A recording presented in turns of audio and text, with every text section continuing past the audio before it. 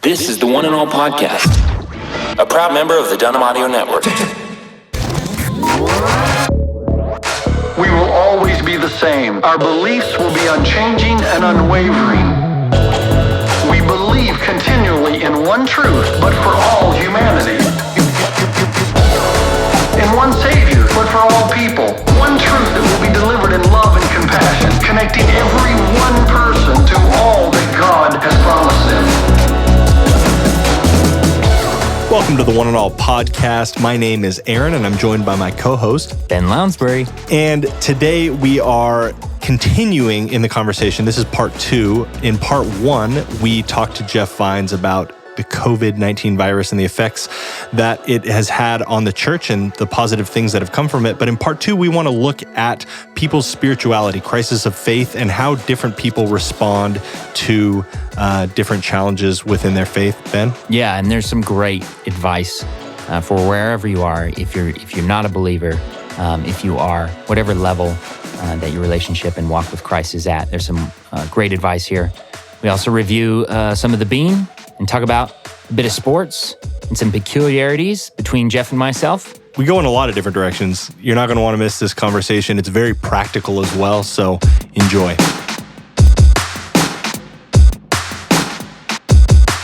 So let's say a listener right now is in a crisis of faith and they're hearing what you're saying. What were some rhythms or what were some things that you did in your crisis of faith, some real practical things that you did in your crisis of faith that you would encourage a person within their own context of a crisis of faith? What would you encourage them to do?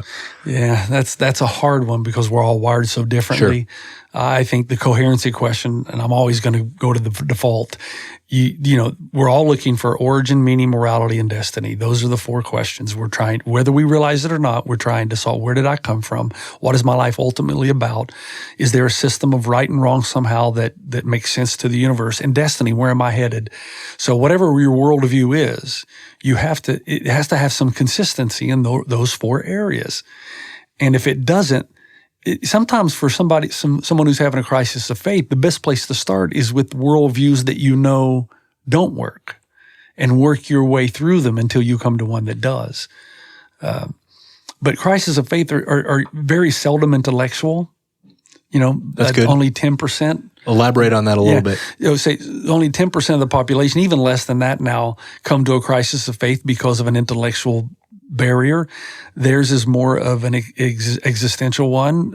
They just can't harmonize God with the death of a child, or with a promise that they felt God made them and He didn't deliver, or a pastor who told them this is always going to happen and God's going to give you this, and then somehow that didn't happen, and they put the pastor in such a place of absolute authority and truth that they forget that you can't judge Jesus by a pastor because he's human and Jesus is God in the flesh. So you really have to be careful of where you're getting your. That's a bad way to say that. You have to be careful. You have to be diligent in study. You do, but most crises of faith happen something experiential. And then when that happens, the best thing to do, the Bible tells you, the best thing to do is cry out to God. Mm. I think the best thing people can do who have crisis of faith is this: God, I'm confused. I'm going to go on a 30-day prayer journey. Would you reveal yourself to me in these next 30 days? You know, I've never had anybody do that something didn't happen.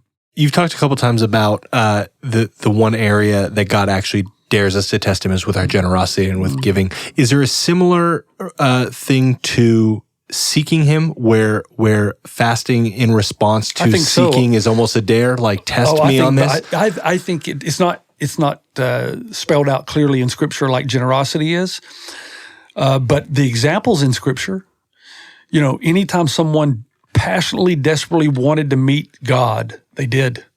You know, I go back to Moses. Show me your glory, please. Show me.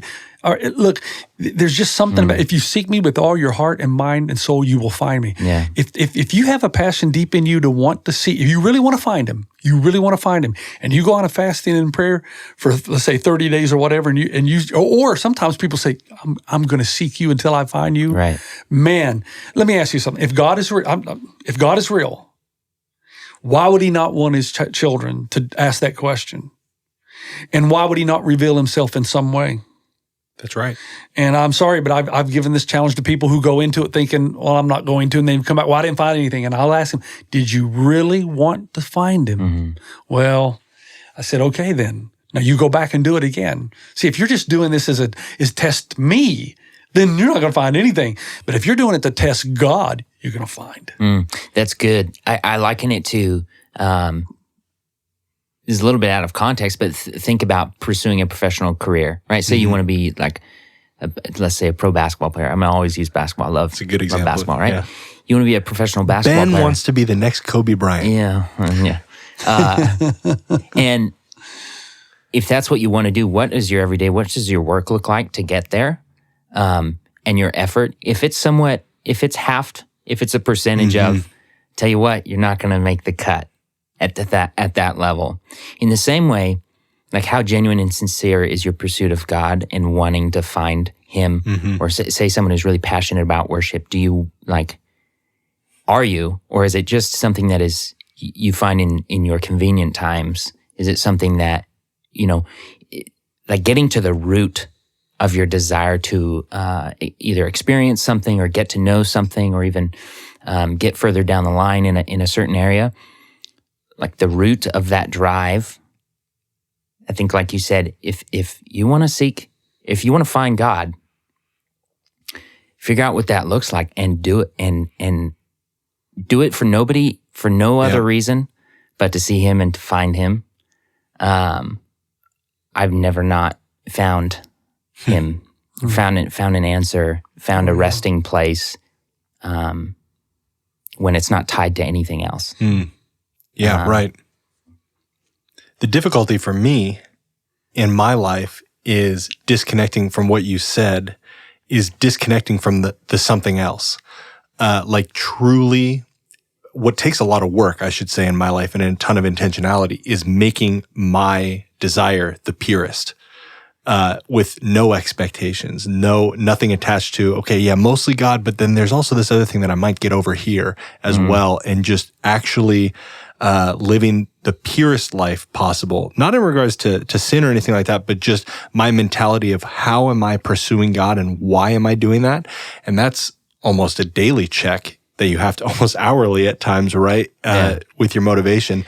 Bringing it back to the coronavirus, we're all being checked on something like that right now. It's encouraging to see in Scripture, though, in relation to what you said about God looking at the heart, looking at the intentions, right? It's not always about actions.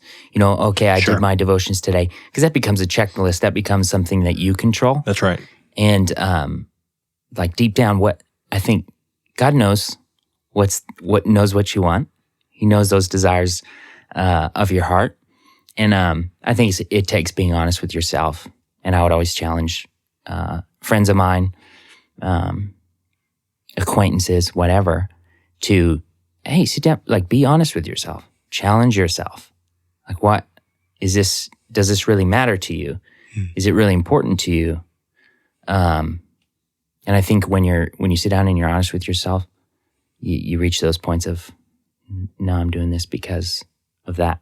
Like if I'm really transparent with myself, or I really do want to be that. I want to make the NBA, right? Or I want to, you really want to experience God and find God. And to the point of what both of you guys said, that takes intentional work. It does. Because I always think about what Paul says about how he doesn't trust himself to judge himself, because we are really good at lying to ourselves, and I am really good at lying to myself. And so if you want to know, why am I actually doing this? You can't just flippantly make a determination off of a gut feeling. Why am I doing this? You really got to take introspective time to do that. And both of you have made very intentional comments here today about the intentionality of our walks. And that's where you're going to find God. And the beauty of it is, Jesus says, "Come to me, you who are heavy laden, I'll give you rest."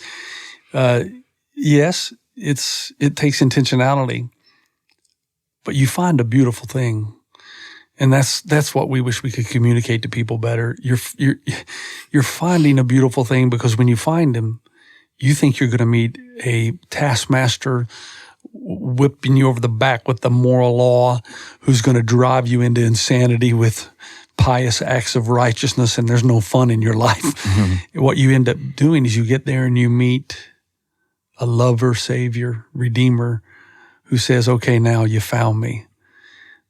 Your sin is forgiven through the cross. Go live your life. I'll guide you 24 hours a day. You're going to make mistakes, but you got so much grace here you can't even imagine. See, when you find him, then you stop fighting. Everything kind of falls into place, and then you want to seek him because you love him. I mean, it's a beautiful thing. And that's why you find people with peace during times like this. Their hope is not in the world.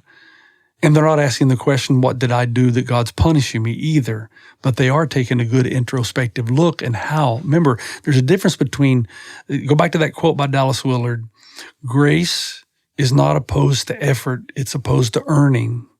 So there's still an effort that we make, but it has nothing to do with God's favor on us.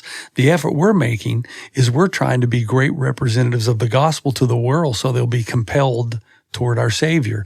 That's what we're doing. We're not trying to earn points in heaven or avoid or escape hell. No, that's not what this is about. This is about God saying, hey, I need you to represent me well. My spirit is in you. It's no longer you who live, but Christ who lives in you. So that's what we're after. And if somehow we can communicate that to people, whoever they are, I'm still convinced that more would be open to discussing Jesus. If they could see in our hearts and realize, dude, I'm not trying to restrict your life or tell you you got to be like me. I'm trying to introduce you to somebody who loves your soul. That you won't even, when you meet him, you won't need me. Yeah. So that's a challenge. In recent, maybe the last 15 years, maybe 10, 15 years, would you say that you've seen something similar to what's going on now with in our economy, global economy? Probably not to this scale, but something similar where you've seen positive impacts catalyzed off the back of it? And are there things within the most recent past that we could look to and go like, hey, you can probably expect other countries, but not in the last 15 years here, really. Nothing's been drastic enough. I mean, we had the 2008 market crash, but it recovered quickly. And I don't know, there just wasn't a turning to God like there was in 9/11. Now, at 9/11, there was a huge turning to God because we realized that we were all afraid that there was an enemy that we couldn't defeat. And we were terrified because we'd never had 3,000 plus people's lives taken on our own soil before. And if I'm not mistaken, it was more than the Vietnam War, right? In one occasion. Sounds familiar, but I don't know. Yeah, they were sure. making quotes like that. I better check my source on that. This is a podcast, so when Ben's talking, I'll check. But just Google it if you're listening. Yeah, I'm pretty sure that we did lose more people in 9/11 than we did in the Vietnam War, which would be amazing, amazingly bad. That's right. So I haven't seen anything like that will have the same impact that this has had. I don't think we've seen that. Quite frankly, I don't think we've seen the residual impact that we're going to see after this is over since the Depression of 1929. Wow. And what happened years down the road off the back of the Depression? There was a with moving, the church. Now you think about it. There was a moving toward God. There was a moving toward unity in our nation. There was a moving toward love and compassion for our fellow man all the way until we hit the 60s. And then we were affluent again. We had everything we wanted. We turned away from God. There was free love, free sex. There was no moral code. There was Jesus, my buddy, the hippie, And next thing you know, we hit the 70s, the 80s, and then the financial boom. And then here we are. It's almost like there's this turn, if you look back historically, it's almost like that the turning of every century, something happens. I mean, here we are in 2020. That's right. The Depression was in 1929. Interesting. I mean, it's that turning that keeps happening that God says, okay, this far, no further. Wow. You got to wake you people up. So that's right. Yeah. Wow. We got Ben and Jeff both looking up, fact checking real time here. The beauty of living in 2020 is the cell phone age. Yeah. The Vietnam War was, some about like 10 years long. It said as many as 2 million on both sides. Wow. casualties? Let's see here. No, let's see. U.S. military estimated that between 200,000 and 250,000 South Vietnamese soldiers died. So the amount of people who died on the day and then the soldiers who went to fight the war are similar, but they're not similar on the one movement. The one occurrence, yeah. I'm not sure I can remember. Interesting. Yeah. So that's neither here nor there, except the fact we want to be correct on our podcast. Yes. So again, I know it was over 3,500 people who died on 9/11 on that day. Sure. But there were more than 3,000 who died in Vietnam. Right. But they were very similar in the fact of how many people lost their lives after we pursued the enemy and had obviously you'd have to consider the conflicts with Taliban. Oh, there you go. Yeah. With the battle with the Taliban. So very similar loss of life, but still a sad thing. And after 9/11, the thing about Vietnam is we were so torn as a country. We didn't even think we should be there. It did not unify us. It took us away from each other. Sure. But 9/11 did something to we had a common enemy and we were unified. There was some unification. With the Depression and the local church or even the capital C church, what did you see happen within the church, and what do you anticipate happening within the church off the back of this? So what happened through the local church with the Depression, and then what happened with what do you anticipate happening potentially with the local church with the coronavirus? Yeah. After the Depression, people again gathered into the churches, and the great revivals happened in the 30s. And I think that will happen again. I really do. I think, but here's the problem. In affluence, it seems to be short-lived. And so I don't know if both of you have heard this stat, but last weekend there were 58,000 plus people who gave their lives to Jesus online. I didn't hear that. Yes. Okay. So let me. This is correct. So there were over 58,000 people who clicked on the "I Received Christ" button last weekend, one weekend alone, of all the churches of all the world who did live services. All right. So that's 50,000 people, 58,000 in one weekend. What will happen? And of course, the longer it goes, the greater the revival, unfortunately. I don't think, and I pray this doesn't go that long, but what you will find is there's a consistency here. So the longer we go, the more conversion, because more and more people get the fact that we're living for something that is temporal and it will never work.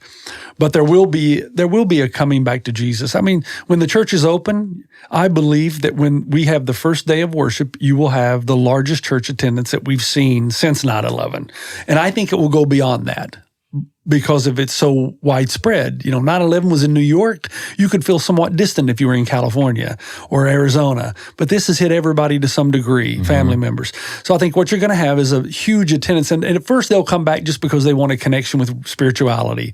It depends, though, on how fast the economy recovers. Same thing in the Great Depression, because that's the context when we were told there's nothing to fear, or the quote, there's nothing to fear but fear itself, because the president was actually trying to keep people from running on the banks, because hysteria breeds hysteria.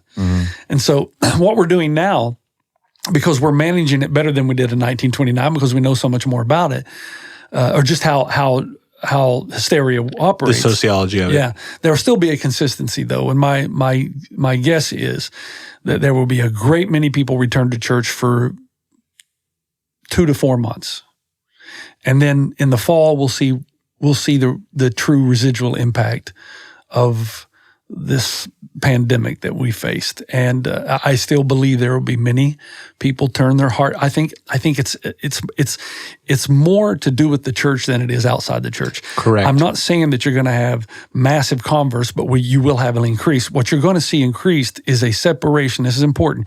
You're going to see a separation in times like this, in times of affluence. You tend to see a separation between the wheat and the tares. And what I mean by that is those who are lukewarm and know it will either thrive or will go away completely, because they'll realize, you know what, I do it, but I'm not really into this.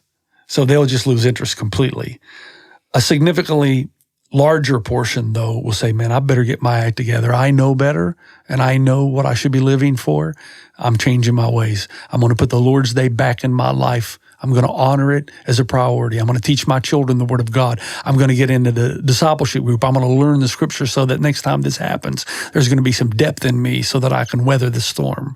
And it's going to be, in my opinion, the next 3 or 4 months, every pastor and preacher on this planet ought to be carefully considering his words or her words to be able to deliver messages that are encouraging, but at the same time, don't let this happen again. That's good. Make sure you're ready to face the storm. Do you think there's anything organizationally with the church, like structure-wise within the church, that is The church that is universal being or called out? local? Either. I think it plays out local, but yeah, the universal church, like just with how the mentality of the church, less about the congregants and more about how we view, and I guess this would be a westernized question, so I am asking maybe about the Western church. Is there something structurally that's going to change? I think that's already happening because of the fall of so many pastors Okay. that are in the limelight, that you are seeing a structural change already, and I think it's good. Now, some people will disagree, but that's okay. That's the beauty of Christianity. Here's the thing. I think you're going to see more emphasis put on the local church and each pastor and each flock of trying to do what God wants them to do and to be led by God rather than to be led by some bureaucracy, rather than to be forced into conformity from larger churches who seem to be making an impact. I think we're going to learn from the larger churches who are making an impact, but we're going to realize how important it is to be very faithful and very committed in our own backyard. So, for instance, I may learn something from a great leader like Hillsong. Sure. I may Brian learn Houston, something from Brian Houston, but at the same time, I will not be so inclined to go back and try to copy a pattern in my own backyard. I will try to get the good stuff from him while at the same time trying to say, this is where God has called me. That's a lesson we were learning before this. Even so now, I'm going to give you the example. What's happened with me during this time is I've cared a lot less about anything other than the people here. Suddenly, that's why I'm doing the podcast every morning. That's why I want to talk to them all the time. Your pastoral heart comes out. You realize, man, even if they told me I couldn't leave my house, I'd probably find a way to get here so I could reach our people. This is the time they need me. Other times they're just listening to sermons, they have their life groups, but they need to hear from me. And so I think that's a good thing, that we will be even more committed to the local church, it is indeed the hope of the world. We learn from each other, but we localize. I've learned thus far throughout this whole turn of events, it's revealing to go through this and have these things stripped from you, right? The convenience and the things you take for granted. And when you get on the other side of this is, I think, going to be a huge positive on the back of this. When you get on the other side of it, you go, man, what really matters? Someone I know, his name's Matty Crocker. He's at Hillsong. He's with Hillsong United. And he was on Instagram the other day talking about, he was talking to Ben Fielding, another guy out there. And he's like, man, he just kept asking the question, I wonder what God's saying. He's just like, man, he just wanted to know what God was saying or what God was trying to get. Whether this was authored or not, that's one of those things we can't answer, as we talked about earlier. But regardless, this is what, we're walking through this now. And what are the things we need to look at? How is he changing? Maybe he's pushing us in a different, you mentioned it last time, Aaron, we were together. Maybe he's pushing us in a different area. Maybe he's taking us away and going like, hey, quit being so reliant on your structures and your buildings. Remember that when these things are gone, like in those times when you're just in your backyard, what do you have? What do you have? What's important? In your neighborhood, that's right. This is where our Bible colleges and seminaries are failing. They don't want to hear that. Not all of them. Sure. But this is where we're failing. There's not enough emphasis on your walk with Jesus. That's you've heard me, how many times have you heard me say, you serve out of who you are? who you are becoming.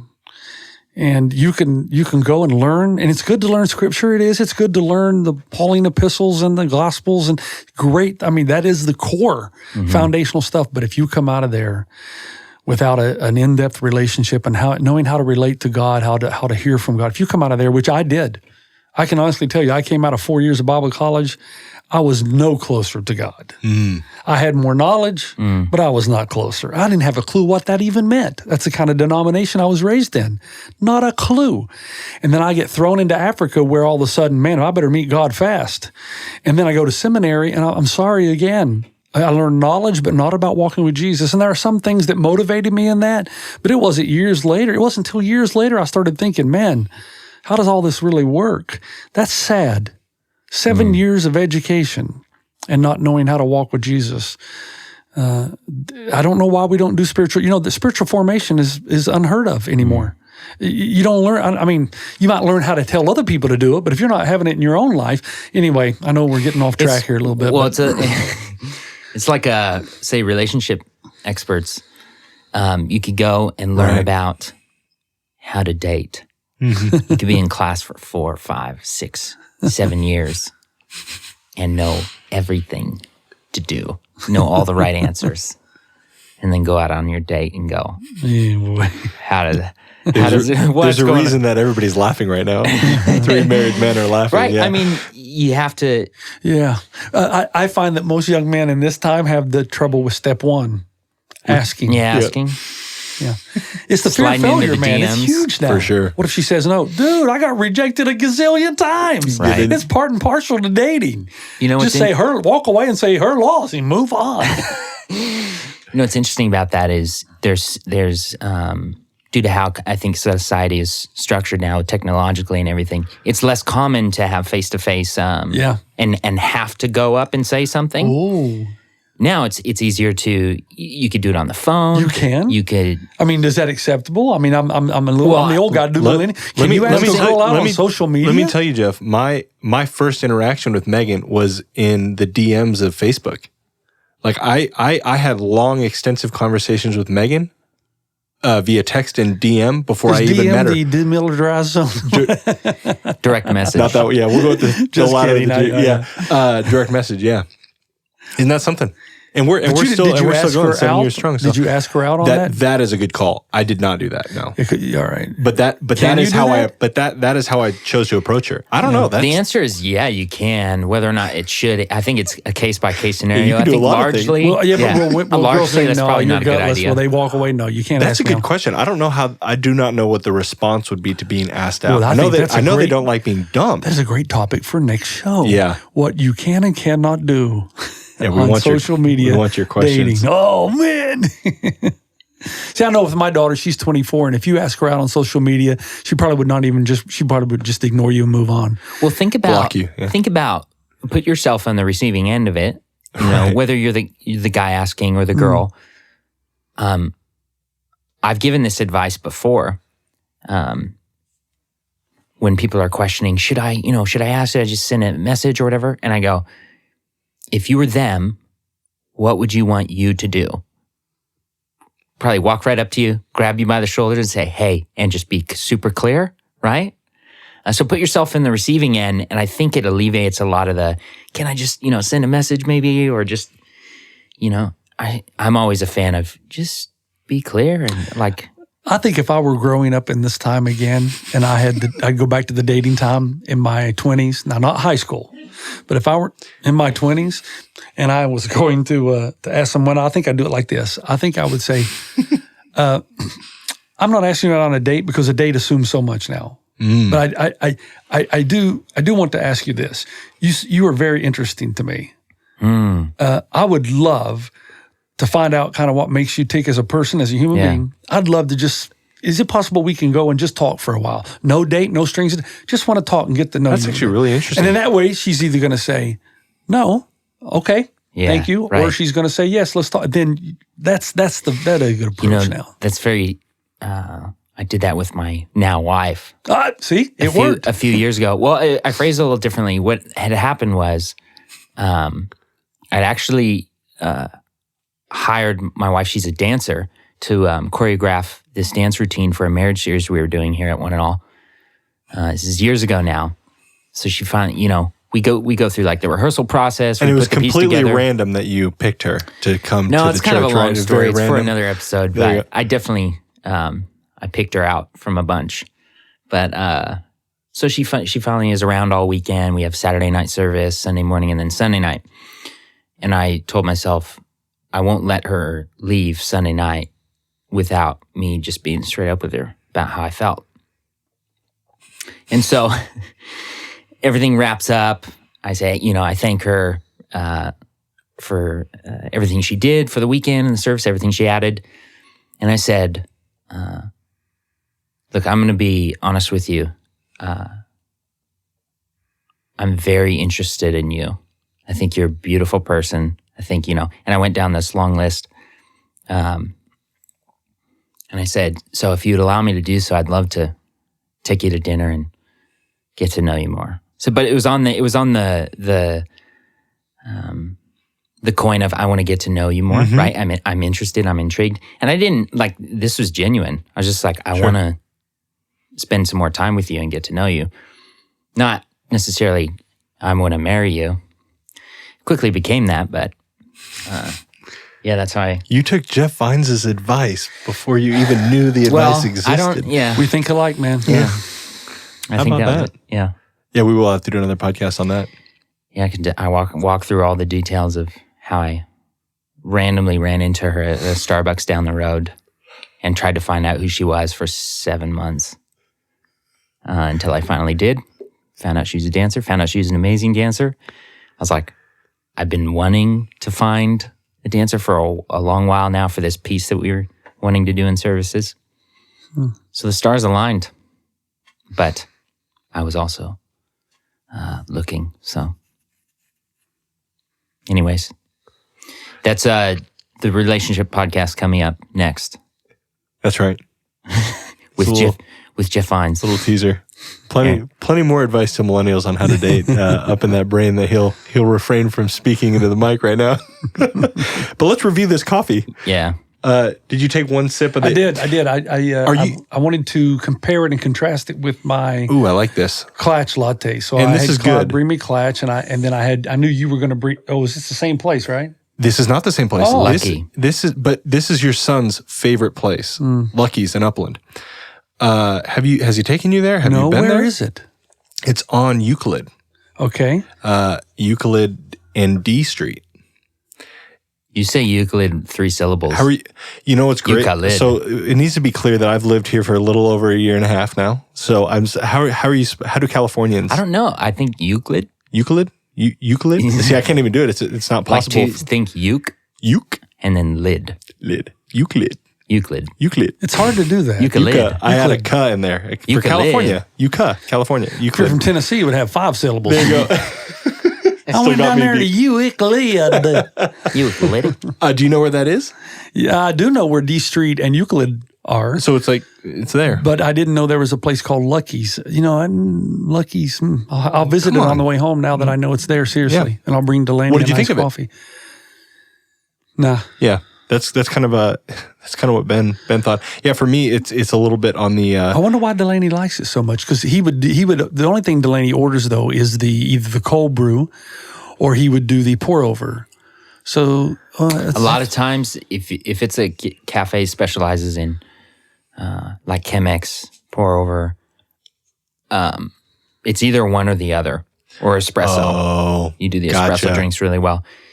There's a handful of places that do both pretty awesome, but usually one is kind of better than the other. What you brought last week? Yeah, No, Cactus. Cactus. That was good. That's down in Laverne, right? That's Laverne. Yeah, We're in Laverne. Ben on would D know. Street. So is it wow? We're gonna get real. Really? D Street coffee is a thing, I know apparently. D Street Laverne. So is it in downtown Laverne? Yeah, it's south of Bonita, north of Arrow, in between Bonita and Arrow on D Street. Oh, so just go to Foothill, take a ride on D Street, and go down to It'll be on there. It'll be on the left. It's one of the on the last block of shops before you hit the universities there. Oh, so it's south of Bonita. Yeah. You said that. Yes. That's not on my way home though. But it is good coffee. I don't know if they're still open. I had to call them. I'm going to go here today on the way home. There you go. And try it. You can ask them. Yeah, it's just right there. It's a great little place. Yeah. The lady, it'll be good maybe. Maybe the same barista's there. She let me know that she's looking for a church. So I told her what this was for. So good. Yeah, so we'll see. So maybe 2 one-and-allers coming in there. Have you guys been to that bakery in Claremont, man? Wait, which one? Which one is that? It's on D Street. Oh, nice. South All of good Bonita? thing. Yeah. South of Bonita. I'm sorry, I don't know the name of it. It's downtown Claremont, and it's east town Claremont, so it's all the way almost toward the university. Probably the 5th or 6th Street as you turn off of Indian Hill. What's the item? What's the item? That's what I was going to ask. Everything, man. Everything. Yeah. Is there a go-to when you're testing out a bakery? You've been there for the first time. What do you taste there to see if it's a legit bakery? I go after if they have a Claire's. Okay. I'll go after to see the custard. Is it flavor or is it the real stuff? Chocolate covered eclairs. And then after that, I'll try the custard and rhubarb or custard and blueberry, whatever, Danish type thing. Those are the 2 things. Donuts I stay away from. I want to taste the things that require great talent. Oh. Zing. So the coffee was subpar. We won't spend too much time on that. Coffee average, we'll try. I think we should. So the Klatch cup was better. The Klatch cup was better, but not last week. But I'll bring Klatch again. I've decided to bring Klatch every time to test it, so my taste buds can figure out which one I like best. And is the place in Glendora, is it still open on Route 66? Yeah, reverse orangutan. Yeah, do you like that? I like it a lot. We had that when we did the one-and-all, when we interviewed One&ALL Worship, and it was very good. That was my first time being there as well. I thought that they were going to be temporary, so they decided to stay. So it used to be Copa Vita. Yes. And then it switched to reverse orangutan. And then I asked the owner there if this was just like different shops come in and do a half-year thing and then What did he say? pack up. He said no. They're there permanently. So Well, why did the other place not last? I don't know. I think it was not enough just traffic? It was I good think they were coffee. just trialing it because Copa Vita is normally they're in Pasadena, Yeah. and they're their own brick and mortar. That's a good. shared up in Glendora. It's a shared space. So Just testing the waters, maybe? Yeah. I talked to the I think owner that's of all it this was. reverse orangutan, and he sounded like he was trying to be permanent. Reversal orangutan? Reverse, I believe it is. Reverse orangutan. What on earth is that? it's It's a millennial thing. I don't know. it's Reverse orangutan? Well, I mean, spoken from the what on millennial. earth? I mean, I can't think of. I mean, if I was going to name anything that, I probably wouldn't. I mean, So here's the thing with that: you either have it's either a good name because you'll never forget it, or it's a bad name because you can never remember it. And I fell on the latter. I took me for like ages to try and Reverse remember orangutan? the gorilla, like the gorilla mongrel, whatever the shop is. Fascinating. Something, and I just could never remember the name. But now it's deeply ingrained. So I'll never forget it. Ben, you have far too much knowledge about far too many subjects. What do you mean? Coffee, music, art, God, relationship with God, Hillsong, sports, corkball. My goodness. You know, I don't know a ton about corkball though, but I just learned a lot, so now I do. See, that's the point right there. It's What would only you a matter say of you time. have a deficit in? If you said, I don't want to talk about this because I know nothing about it, or very little, or I'd be out of my league. For me, that's music, 100%. I don't think Ben would ever be out of his league. I think it would be more that Ben just has no interest. And if Ben has no interest in something, that's it. That is a much better way Yes, to it answer is. that. That is Yeah. so true. Yeah. Yes. One of the things I love is studying people. And man, you can learn a lot about Ben, but it takes a while. That's true. That's why we keep inviting him he's back. Quite an anomaly. Yeah. Ben is actually the guest on Jeff and Aaron's podcast is what the deal is. And we're just... Sometimes when I'm talking about apologetics, I see Ben's eyes gloss over because he said, man, let's just talk about the real stuff. I'm good with that. I prefer the being asked questions side of things. Sure. Because even when you just ask the question now about what do I think there's a deficit in, I like going and trying to figure it out. You know, because I'm always afraid of trying to,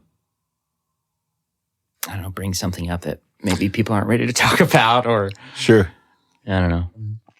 You know, in this whole conversation of we were talking about the feeling, and then the class of people who are thinkers, and when you go into seasons of doubt, sometimes most people aren't doubting because of some intellectual decision, but it's some existential thing, something they're experiencing.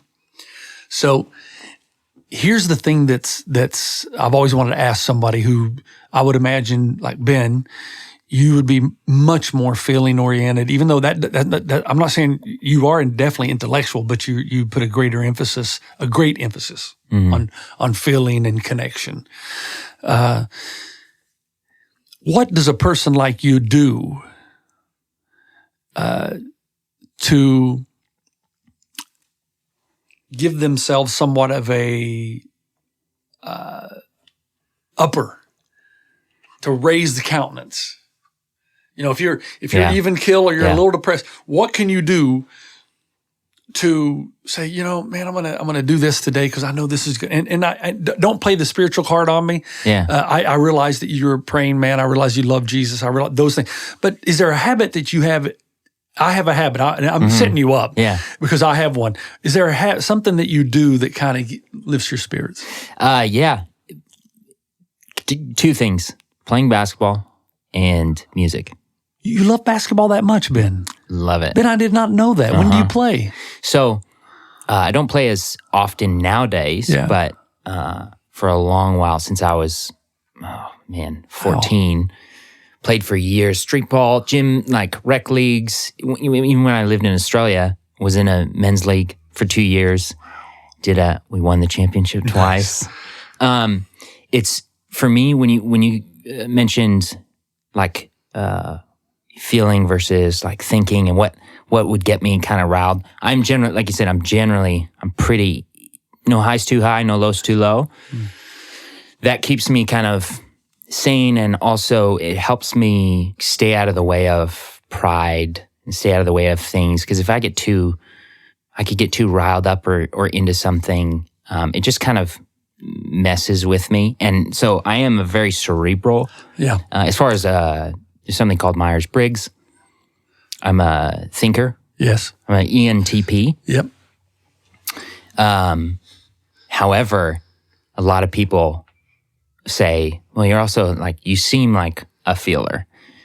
But it's just in terms of how I process. Yes, of course. So I'll sit and think and process. And then if I don't feel good about it, or there's going to be a feeling that comes with my deduction of something, and where I feel like, that's off, or that's right on. But yeah, even my wife would say I'm not particularly excitable, but music, I could just nerd out by myself. I don't need to be with anybody. I could just sit and I could play a beat on loop and just get so much joy about like adding to it and layering and creating something. You know, it's so interesting because we're so different, yet everything he just said would be descriptive of me. This is what I don't understand about the Briggs and Myers. This is why it's so hard to box people. I would think Ben and I are very different, but I think we just express ourselves differently. I'm not sure that we're that different. Let me tell you something. This is gonna. I've often wanted someone to evaluate some of my issues. Yes. I because I'm sanguine personality, but I'm also introvert. Yeah. But that was developed. I was an extrovert for most of my life. Interesting. And I think being around people, as I got older, I just wanted to be by myself. Do you know something that I love, absolutely adore YouTube? Do you know why, though? Because you can sit by yourself and you can go anywhere in the world. Yeah, that's true. And here's what I do. There are places that I've been and experiences I've had that I love to relive. And I love the fact that I can go on YouTube and I can watch for 3 or 4 minutes and remember. Yeah. And I don't, and it's not that I'm nostalgic, yes, but it lifts my spirits. I was a little down just because of everything we're facing right now yesterday. So I got on YouTube and the first place I went to was a place called Leopard Rock, which is in the Vumba Mountains of Zimbabwe. Wow. And it is one of the most beautiful places. The Queen actually called it the most beautiful place in Africa. And I found 12 videos and I just pushed play all. And some of them were real cheesy and I just fast forwarded, but others were really good. Mm. And so I got to see the giraffe and the elephant and the eland and the ostrich and they're all together. And I started thinking about the garden, and I started thinking about one day that's what life will be. And then I saw my favorite golf course by the Leopard Rock Hotel. And then they took you on a tour of the room. I mean, I just sitting there remembering. I've had 3 or 4 great times there. I've also had the worst time of my life there. It was where I had my first anxiety attack. But nevertheless. And then after that, I thought, well, let's go to New Zealand and Muriwai Beach. I've got so many wonderful memories there. So I'd like to be analyzed on what is it about my personality type that likes to remember? And then what happens is I look forward to going back. Yeah. So I started planning, you know what? I'm going to go back to Leopard Rock in January. So I got on the internet and I started typing out a letter to Denver. Denver, do you know that? Not a letter, email. Do you know that leadership conference you want me to do with all your leaders? How about next January? Nice. He gets back and says, oh, really? I said, yeah, let's do it at Leopard Rock. Oh, that might be difficult. I said, why? He says, well, because most of the pastors can't afford it. I said, you know what? Let's raise some money and treat those leaders well. Yeah. Let's get them there. It's not going to be that much more expensive. We'll feed them 2 nights at the Leopard Rock Hotel. Yeah. And then Denver, you stay on for a couple of days and you and I'll do some work together and we can revisit the beauty of God's creation. So just doing that. Yeah. Do you know, you're ready for it. Yeah, that's right. Do you know what your Enneagram is? That's different personality test, the number 1. 2. Is that right? I'm a 1. And I'm a 4. And I've spent this entire 5 minutes trying to find this quote that you shared in one of your messages back in 2019. It was this great, you would probably even know just by me describing it who said it. I wrote it down. It was so good, but clearly it's not in my notes, which is obnoxious. I've been looking in my Google Keep. I've been trying to find it. But as a 4, not only are we very emotional and feelings oriented, if we're not careful, can be run by our emotions. Fueled by emotions. And there was this one quote that you had from somebody who said you have to strangle your emotions. Yes. Yeah. I could not find it. It's the best such a good quote, but that has impacted me to where when you were asking Ben, how do you get out of it? I don't necessarily know that there's an activity that I go to, but it is that constant reminder of 2 things. 1, strangle those emotions. That is not what runs your life. And the second thing is these emotions will pass. Yeah. There's something on the other side of these emotions. Just ride it out. Thank you for joining us for another episode of the ONE&ALL podcast. We have some great stuff coming your way, talking about feeling God. Pastor Jeff's ideas on that. So consider subscribing right now wherever you listen to podcasts. That way you won't miss out on any of the future content. And we would love to have you join us on a weekend. Currently, with the coronavirus going on, we're not meeting, but you can find us at oneandall.church/live. We'd love to connect with you there on the weekend. And we'd also just love to connect with you in community. We have a Facebook group that you can join. You can also follow us on Instagram. There's a couple different ways you can connect with us. We'd love to see you there. Until next time. I'm Aaron. I'm Ben. See you later.